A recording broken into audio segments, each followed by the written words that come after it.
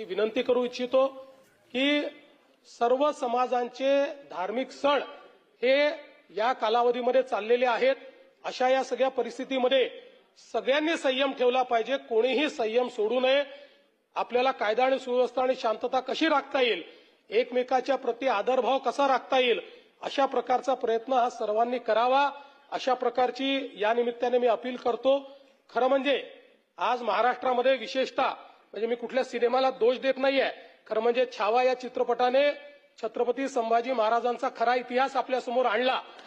पण त्यानंतर राज्यामध्ये लोकांच्या भावना देखील खूप मोठ्या प्रमाणात त्या ठिकाणी एक प्रकारे प्रज्वलित झालेल्या आहेत.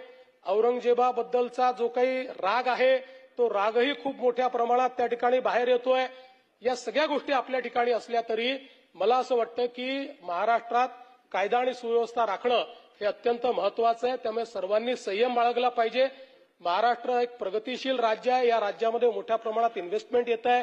या ठिकाणची कायदा सुव्यवस्था, इथली सगळी जी काही सामाजिक घडी आहे ही जर योग्य प्रकारे राहिली तर मला असं वाटतं की आज ज्या प्रगतीकडे आपण चाललोय त्या दिशेने जाण्यास आपल्याला अधिक मदत होईल.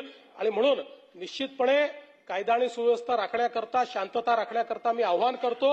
आणि त्यासोबत ही देखील चेतावणी देतो की कोणीही या ठिकाणी जर दंगा करण्याचा प्रयत्न केला, त्याचा जात धर्म न पाहता त्याच्यावर कारवाई केली जाईल. आणि पोलिसांवर जर कोणी हल्ला केला तर त्यांना सोडलं जाणार नाही. त्यांच्यावर कडक कारवाई ही केली जाईल, हे देखील या निमित्ताने मी सांगतो. झालं आता काय खोतकरजी काय अध्यक्ष मी दिले, अध्यक्ष लिखित दिले. अध्यक्ष महोदय मी एका गंभीर विषयाकडे सभागृहाचं आणि आपलं लक्ष या ठिकाणी वेधू इच्छितो. अध्यक्ष महोदय,